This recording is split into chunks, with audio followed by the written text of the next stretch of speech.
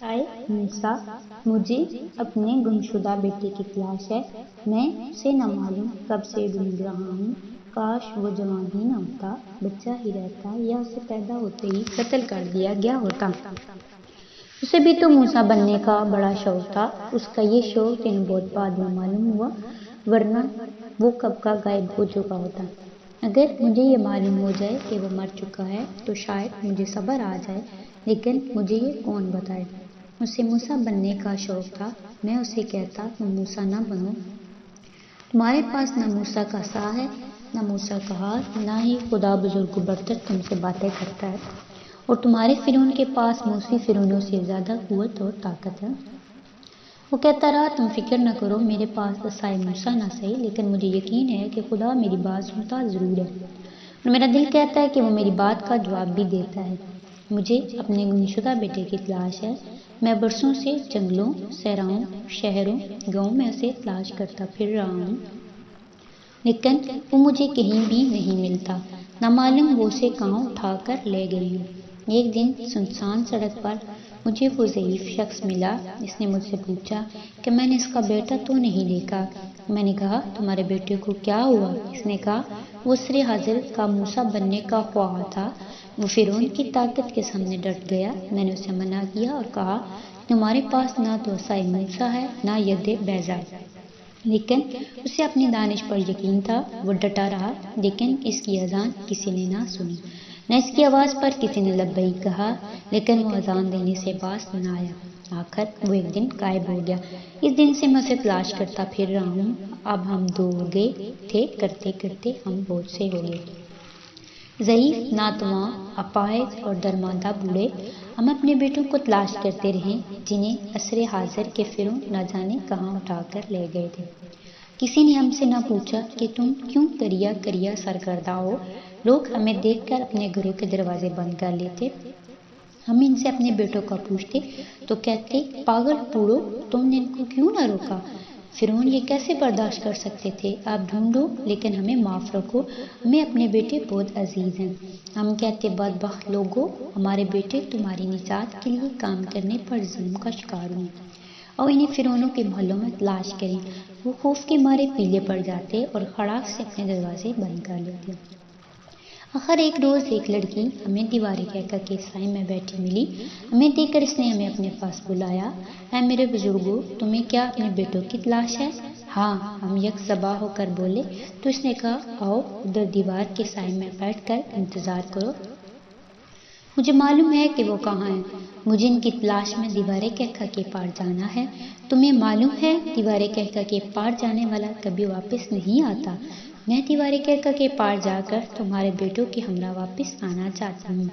इसके लिए मैंने 7 साल से इज़्न आज़म का वेट कर रही हूँ।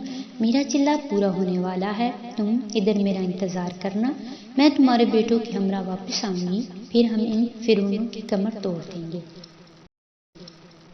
वो इज़्न आज़म का वेट करती रही। हम थके मांदे नातवां बूढ़े सो गए। जब हम जागे तो वो वहाँ नहीं थी। हम समझे कि अपना चिल्ला मुकम्मल होने के बाद हमारे बच्चों को लेने दीवारे कहका के पार हो गई।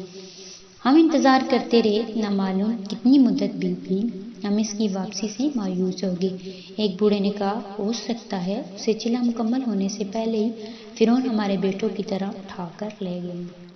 दूसरे बूढ़े ने कहा हमें ज़रूर फिरौनों ने इस जानब आते देख लिया होगा। काश हम इस जानब न आते, लड़की का चिल्ला पूरा हो जाता और वो हमारे बेटों को ढूंढ लाती।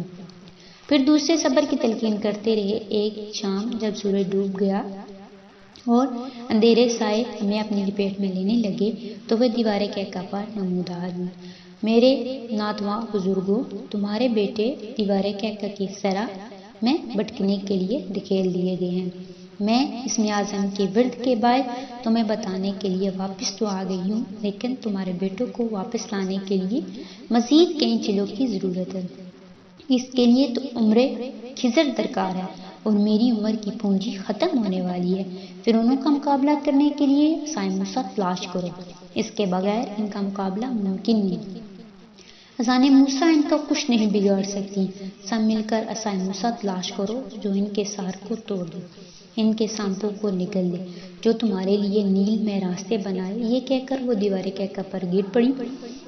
ہم سمجھے وہ ہماری جانب گرے گی، لیکن ایسے لگا جیسے اسے کسی نے دیواریں کہکا سے دوسری جانب کھینچ لیا ہو۔ ہم سب سمجھ گئے کہ ہمارے بیٹے کبھی نہیں مل سکتے۔ ناتواں بوڑھوں کا قافلہ واپس روانہ ہوا۔ ہم ایک دوسرے سے کہنے لگے، آؤ اپنے اپنے گھر واپس چلیں، اپنے بیٹوں کی صفِ ماتم بچھائیں۔ ایک بولا، کون سے گھر؟ وہی جہاں تم رہتے تھے۔ ہم اپنے بیٹوں کی تلاش میں جہاں سے ہم روانہ ہوئے تھے۔ ہم نے ذہنوں پر بہت زور دیا، لیکن ہم تو کب کے اپنے گھروں کا اتا پتہ بھول چکے تھے۔ تو اب ہم کہاں جائیں گے؟ ہم نے ایک دوسرے کی جانب سوالیہ نگاہوں سے دیکھا۔ قبروں میں، ایک بولا۔ زور کی بارش اور جھکڑوں کے باعث کھڑکی کے پٹ زور سے ایک دوسرے سے ٹکرائے تو میری آنکھ کھل گئی۔ میرا سارا جسم پسینے میں شرابور تھا۔ میں اپنے سرانے رکھے خط کو اٹھا کر پڑھنے لگا، جس میں مجھے تنبیہ کی گئی تھی کہ میں ایسی کہانیوں کی تخلیق سے باز رہوں جن کا مقصد بالادستوں کی نشاندہی کرنا ہو۔ اس کے ساتھ ایک اخبار کا اداریہ منسلک تھا جو میری کہانیوں کی اشاعت پر حکومت کی جانب توجہ دلانے کے لیے لکھا گیا۔ اپنے بوڑھے باپ کو دیکھ کر، جو یہ دیکھنے کے لیے کمرے میں آئے تھے کہ میں اپنے کمرے میں موجود ہوں یا غائب کر دیا گیا ہوں، میں نے خط سرانے کے نیچے چھپا لیا اور جیب سے قلم نکال کر یہ سوچنے لگا کہ اسے توڑ دوں یا اس میں روشنائی بھر کر دوبارہ لکھنا شروع کر دوں۔ میرے ہاتھ میں قلم دیکھ کر میرا بوڑھا باپ آگے بڑھا اور قلم میرے ہاتھ سے لے کر اس کے 2 ٹکڑے کر کے بائیں پھینک دیا اور کہنے لگا، بدبخت، یہ قلم ہے، عصائے موسیٰ نہیں۔ یہ تو تمہیں دیواریں کہکا کی صحرا میں دھکیل دے گا۔ نیل کے پار جانا ہے تو پہلے عصائے موسیٰ تلاش کرو۔